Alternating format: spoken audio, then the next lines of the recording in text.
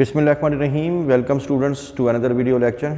और आज हम लोग फर्स्ट ईयर से आपका जो नेक्स्ट चैप्टर है वो स्टार्ट करने जा रहे हैं। इससे पहले हम लोगों ने चैप्टर 6 जो है अपने कंप्लीट कर लिए हैं। चैप्टर 7 आज आपका स्टार्ट होगा। तो चैप्टर 7 जो है, चैप्टर 7 सीक्वेंस के अंदर, और इसका जो टाइटल है वो है किंगडम प्रोटिस्टा। अभी जो किंगडम प्रोटिस्टा चैप्टर 7 है, ये आप लोगों के बोर्ड के एग्ज़ाम में इसके अंदर शॉर्ट क्वेश्चन ही बनते हैं। तो इसका बेसिक कॉन्सेप्ट लेने के बाद इस चैप्टर को आप लोगों ने शॉर्ट क्वेश्चन के हिसाब से भी इसको तैयार करना है। तो साथ साथ हम लोग डिस्कस कर लेंगे कि इसमें कौन सी चीज़ें जो हैं वो शॉर्ट क्वेश्चन में आ सकती हैं और कौन सी चीज़ें जो हैं वो MCQs के हवाले से इम्पॉर्टेंट हैं। तो सबसे पहले इसका इंट्रोडक्शन है प्रोटिस्टा। अच्छा, ये प्रोटिस्टा जो है इसका मतलब क्या है? प्रोटिस्टा का बुनियादी मतलब है, इसका लफ्ज़ी मतलब है वेरी फर्स्ट। वेरी फर्स्ट इसको कहते हैं हम लोग।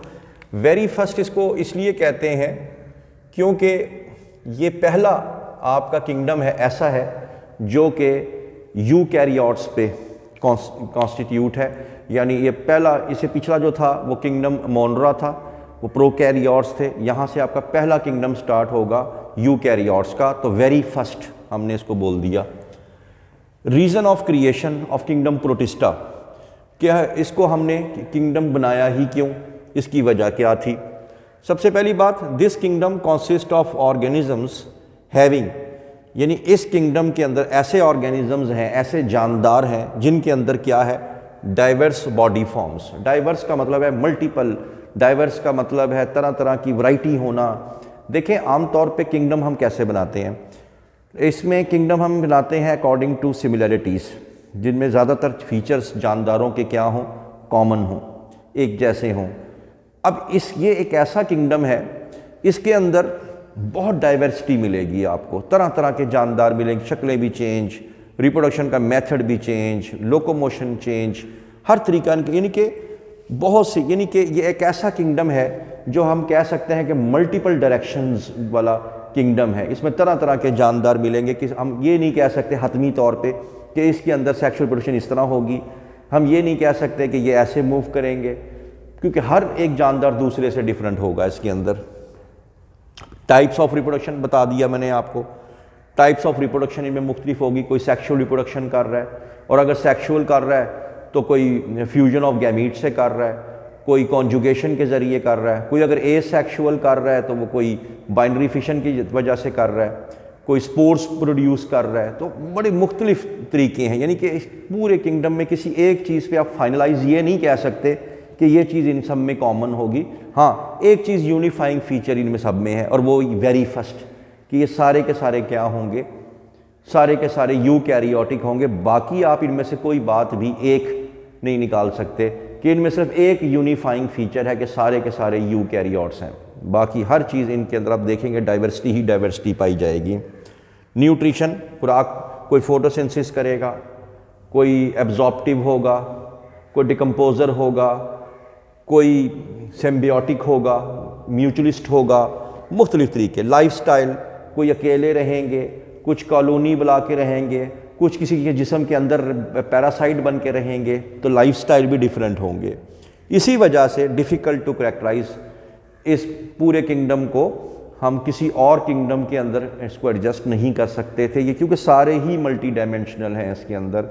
इसलिए जो किसी और किंगडम के अंदर एडजस्ट ना हो सके, उसका लिए फिर हमने एक नया किंगडम बना लिया, और उस किंगडम का नाम रखा गया किंगडम प्रोटिस्टा। और इसी वजह से इसका नाम रखा गया exclusion, kingdom of exclusion. Exclusion निकाल देना, धक्के दे के निकाल देना।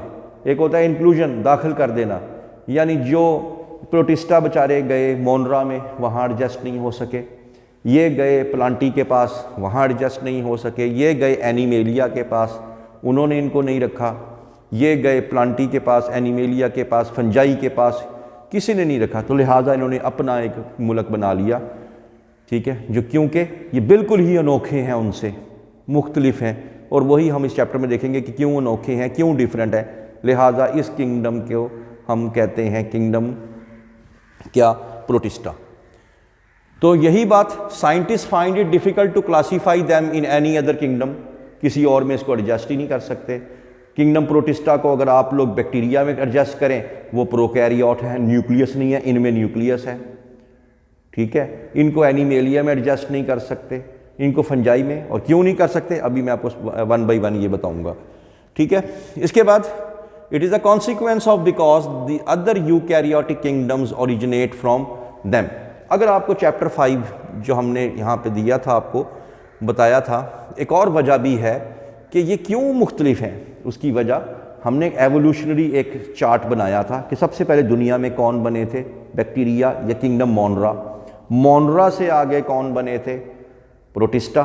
प्रोटिस्टा से आगे उनके औलाद, उनके जो डिसेंडेंट थे, प्रोटिस्टा से आगे प्लांटी बने, प्रोटिस्टा से आगे एनिमेलिया बने, प्रोटिस्टा से आगे फंजाई बने। इसका मतलब ये हो गया कि प्रोटिस्टा के अंदर वो तमाम खूबियाँ मौजूद हैं जो कि कुछ एनिमल से मिलती हैं, कुछ प्लांट से मिलती हैं और कुछ फंजाई से मिलती हैं, सारी नहीं, कुछ मिलती हैं। तो इसी वजह से इसके अंदर लार्ज डाइवर्सिटी पाई जाती है। तो ये आप लोगों ने बता देना है, और इसी वजह से हम कह सकते हैं कि इस वकूफ़ पज़ीर हुआ, फाउंडेशन पड़ी, बुनियाद पड़ी किसकी, प्रोटिस्टा की, कि ऐसे जानदार जो कहीं भी एडजस्ट नहीं हो पा रहे, उन बेचारों के लिए एक अलहदा किंगडम बना दो, एक अलहदा मुल्क बना दो, तो जो कि किसी में एडजस्ट ये नहीं हो सकते। करैक्टरिस्टिक्स के बारे में बात करें, खूबियाँ अगर देखें इसके अंदर, तो ये मोस्टली एक्वेटिक हैं। एक्वेटिक का मतलब पानी में ज़्यादातर रहते हैं, सारे नहीं, ज़्यादातर। और एक्वेटिक में आगे फिर आपको पता 2 चीज़ें आ जाती हैं, फ्रेश वाटर और marine water. Evolve from prokaryote, ये भी मैं बता चुका हूँ आपको कि प्रोटिस्टा किसकी औलाद हैं, प्रोटिस्टा किसके डिसेंडेंट्स हैं। प्रोटिस्टा जो हैं वो प्रोकैरियोट के या किंगडम मोनरा के बच्चे हैं, आगे ये उनके डिसेंडेंट्स हैं। तो अगर ये पूछ लिया जाए कि प्रोटिस्टा के जो हैं वो एंसेस्टर कौन थे, तो प्रोटिस्टा के एंसेस्टर थे किंगडम मोनरा।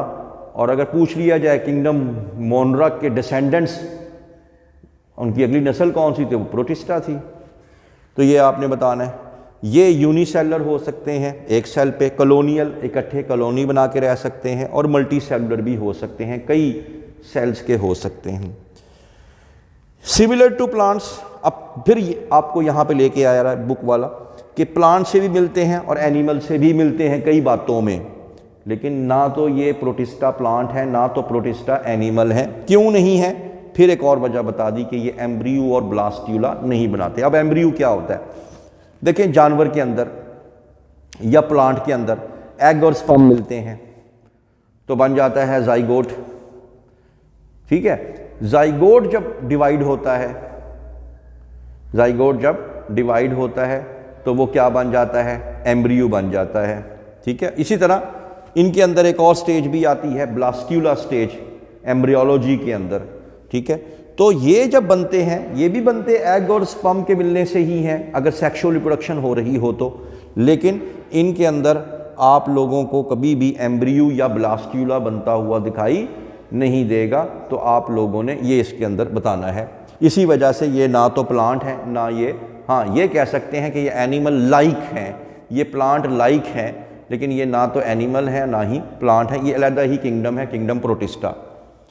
फिर हम उसकी डिवीज़न की बात करेंगे। डिवीज़न के अंदर आपने बताना है कि ये 3 तरह के हैं, इनको 3 कैटेगरीज में हमने तकसीम किया हुआ है। एक एनिमल लाइक प्रोटिस्ट, जिनको MCQ में पूछा जा सकता है कि इसका दूसरा नाम क्या है, तो इनको प्रोटोजोआ बोलेंगे। एक होते हैं प्लांट लाइक प्रोटिस्ट। अब प्लांट लाइक प्रोटिस्ट जो हैं, इनका एक अलहदा नाम है और उनको हम लोग बोलते हैं एल्गी। और तीसरे हैं fungi like protist, fungi like protist. अब देखें ये वर्ड यूज़ हो रहा है animal like, plant like, fungi like, यानी इनकी कुछ खूबियाँ प्लांट्स या एनिमल्स की तरह होंगी लेकिन ये एनिमल्स नहीं हैं। इनकी कुछ खूबियाँ प्लांट्स की तरह की होंगी लेकिन ये प्लांट्स नहीं हैं। इनकी कुछ खूबियाँ फंजाई की तरह होंगी लेकिन ये फंजाई नहीं है। तो प्लांट लाइक, एनिमल लाइक और इसी तरह फंजाई लाइक। हिस्टोरिकल पर्सपेक्टिव की तरफ देखें कि ये किंगडम्स कैसे बने, इसको हम चैप्टर 5 में भी देख चुके हैं। चैप्टर 6 में भी हिस्ट्री को देख चुके हैं, चैप्टर 7 में फिर दोबारा ये आ रही है कि जॉन हॉग जो साइंटिस्ट थे उन्होंने सबसे पहले कहा कि जो माइक्रो ऑर्गेनिजम्स हैं जिनको हम माइक्रोस्कोप की मदद से देखते हैं, या जो एक सेल वाले जानदार हैं, भले वो बैक्टीरिया हैं, भले वो यूकैरियोटिक हैं, खैर उस टाइम तो इसका कंसेप्ट भी नहीं था, तो उनके लिए एक अलहदा किंगडम होना चाहिए, यूनिसेलुलर ऑर्गेनिजम्स के लिए, माइक्रो ऑर्गेनिजम्स के लिए। ये सबसे पहले किन्होंने कहा, जॉन हॉग ने कहा। अर्नस्ट हैकल ने किंगडम प्रोटिस्टा बना डाला, किंगडम प्रोटिस्टा बन गया। हाँ, लेकिन एक फ़र्क था कि उस ज़माने में कि बैक्टीरिया और यूग्लिना, ठीक है, तो that do not fit in animal and plant, यानी वो जानदार, जैसे बैक्टीरिया भी यूनिसेलुलर, यूग्लिना भी यूनिसेलुलर। अब ना तो बैक्टीरिया को हम लोग एनिमल में रख सकते हैं और ना ही यूग्लिना को एनिमल में रख सकते हैं, ना बैक्टीरिया और यूग्लिना को हम प्लांट में भी नहीं रख सकते। क्यों? क्योंकि एनिमल और प्लांट दोनों क्या हैं? मल्टीसेलुलर हैं। ये दोनों क्या हैं? यूनिसेलुलर हैं। तो सिमिलरिटी की बुनियाद पे क्लासिफिकेशन होती है। तो लिहाजा इस तरह करके इन्होंने कहा कि चलो एक सेल वाले जानदारों को हम किस में रख लेते हैं? प्रोटिस्टा के अंदर रख लेते हैं। ये किसने काम किया? अर्नस्ट हैकल ने काम किया। ठीक है, ही सेपरेटेड। लेकिन एक अच्छा इसने काम ये किया कि एक किंगडम उसने बना लिया प्रोटिस्टा, लेकिन उसको बैक्टीरिया और ब्लू ग्रीन एल्जी को साइड पे कर दिया, क्योंकि उनके अंदर आपको मालूम है न्यूक्लियस नहीं था। इसी वजह से हम कह सकते हैं ही separated blue green algae and bacteria from nucleated one. Nucleated मतलब यूकैरियोटिक से अलग कर दी, लेकिन किंगडम एक ही था। तो किंगडम 3 हो गए। पहले किंगडम 2 थे, किंगडम एनिमेलिया, किंगडम प्लांटी। तो तीसरा किंगडम कौन सा आ गया? फिर ये आ गया जनाब, प्रोटिस्टा आ गया। अच्छा, और प्रोटिस्टा के अंदर अब क्या आ गया? यूनिसेलुलर आ गए, बैक्टीरिया भी आ गया और यूग्लिना भी आ गया। यूग्लिना यूकैरियोट और प्रोटिस्टा बैक्टीरिया प्रोकैरियोट। ठीक है, लेकिन उसको किंगडम एक में ही रख दिया कि भाई चलो दोनों अगर एक यूनिसेलुलर है तो इन दोनों को इकट्ठे रख दो। ठीक है, तो ये आपने बताना। लेकिन हर्बर्ट कोपलैंड जब आए तो हर्बर्ट कोपलैंड ने कहा ये तो बहुत बड़ी ज़्यादती है, बैक्टीरिया का तो न्यूक्लियस ही नहीं होता, इसको एक किंगडम में रखने का मतलब क्या है? जब आप खुद कह रहे हैं कि क्लासिफिकेशन जो होती है अकॉर्डिंग टू सिमिलरिटी होती है, तो बैक्टीरिया को तो यहाँ से निकालो। तो इन्होंने क्या किया? ही एलिवेटेड द लेवल ऑफ, उन्होंने वो जो ग्रुप था प्रोटिस्टा के अंदर, मोनरा के नाम से ग्रुप था जिसमें बेचारे बैक्टीरिया और जो ब्लू ग्रीन एल्जी थे वो उसमें पड़े हुए थे, इन्होंने तरक्की दे दी उसको। उन्होंने कहा नहीं नहीं, इसको निकालो यहाँ से, इनके लिए एक अलग किंगडम बनाओ, क्योंकि इस किंगडम ऐसा किंगडम हो जिसमें अकॉर्डिंग टू सिमिलरिटी न्यूक्लियस नहीं होगा। तो elevated the level of Monera to kingdom level. तो लिहाजा एक नया किंगडम बन गया इनके लिए, बैक्टीरिया के लिए, जिसको भी हम प्रीवियसली पढ़ के भी आ रहे हैं, किंगडम मोनरा। फिर आपको याद होगा रॉबर्ट विटिकर आए थे। रॉबर्ट विटिकर ने कुछ चीज़ें बेसिस दी थी, मैं वो यहाँ पे डिस्कस नहीं कर रहा। तो इन्होंने क्या किया? ओनली यूनिसेलुलर यूकैरियोटिक पर प्लेस्ड, कि भाई इस किंगडम के अंदर सिर्फ एक सेल वाले और जिनके अंदर वाज़े न्यूक्लियस एक है यूकैरियोटिक वही आ सकते हैं। फिर आपने देखा कि मार्गुलिस एंड श्वार्ट्ज आए, उन्होंने मज़ीद कोई साइटोलॉजी जेनेटिक्स का इजाफा किया, प्रीवियसली डिटेल चैप्टर 5 में डिस्कस किया हुआ है। यानी हम यहाँ पे सिर्फ इतना बता देते हैं कि उन्होंने they modify 5 kingdom classification system. Today की अगर हम बात करें, आज की बात करें, आज इसके अंदर यूनिसेलुलर भी हैं, सिंपल सादा तरीन मल्टीसेलुलर जानदार भी इसके अंदर पाए जाते हैं। फिर आ जाता है diversity among protist, again next topic है। डाइवर्सिटी में क्या आ जाता है? वैरायटी, तरह तरह के जानदार। ये तमाम के तमाम जानदार जो आप किंगडम प्रोटिस्टा में पढ़ेंगे, ये सब के सब मुख्तलिफ होंगे, साइज़ में मुख्तलिफ होंगे, हैबिटेट रहने की जगह, कोई समुंदर में, कोई फ्रेश वाटर में, कोई ग्लेशियर्स में, कोई किसी जानवर के अंदर, इस तरह ये इनके स्ट्रक्चर मुख्तलिफ होंगे। इनका मीन्स ऑफ लोकोमोशन, कुछ फ्लैजेला की मदद से मूव करेंगे, कोई सिलिया की मदद से मूव करेंगे, कोई फ्लेक्सिंग करेंगे, कोई बिल्कुल ही मूव नहीं करेंगे, तो मुख्तलिफ होंगे। टाइप्स ऑफ रिप्रोडक्शन बता चुका हूँ, कोई सेक्शुअल करेगा, कोई एसेक्शुअल करेगा, अगर सेक्शुअल करेगा तो कॉन्जुगेशन आ जाएगी किसी के अंदर, किसी में फ्यूजन ऑफ गैमीट्स आ जाएगी, मुख्तलिफ तरीके आप देखेंगे, किसी में फ्रेगमेंटेशन, किसी में बडिंग, किसी में बाइनरी फिशन, तो मुख्तलिफ होंगे सब में। ऑब्टेनिंग फूड, कोई बेचारा खुद अपनी खुराक तैयार कर रहा होगा फोटोसिंथेसिस के ज़रिए, कोई बेचारा एब्जॉर्प्टिव होगा, कोई बेचारा एंजेस्टिव होगा एंडोसाइटोसिस के ज़रिए, कोई बेचारा पैरासाइट बना हुआ होगा, कोई किसी के साथ दोस्ती बना के बैठा हुआ होगा, और अपनी अपनी खुराक हासिल करने का एक तरीका बनाया हुआ होगा, वो भी हम इस चैप्टर में डिस्कस करेंगे। तो बेस्ड ऑन दिस डाइवर्सिटी, इतनी जो चीज़ें हैं, ये इतनी बड़ी ये जो वैरायटी है, इन वैरायटी की बुनियाद पे हम कह सकते हैं they belong to polyphyletic group of an organisms, यानी इसका मतलब ये है कि they do not share common ancestor, क्योंकि ये जितने भी प्रोटिस्टा के अंदर जानदार हैं, ये क्योंकि इनमें कोई भी खूबी नहीं मिलती, ना साइज़, ना हैबिटेट, ना स्ट्रक्चर, इसका मतलब है इनके पीछे जो एंसेस्टर्स हैं वो भी कोई एक नहीं है, ये मुख्तलिफ वालदैन से, या यूँ कह रहे मुख्तलिफ एंसेस्टर से आए हैं, इसी वजह से ये आज भी मुख्तलिफ हैं। ठीक है, तो दे do not share common ancestor. तो ये पॉलीफाइलेटिक ग्रुप ऑफ ऑर्गेनिज्म आपका शॉर्ट क्वेश्चन होगा।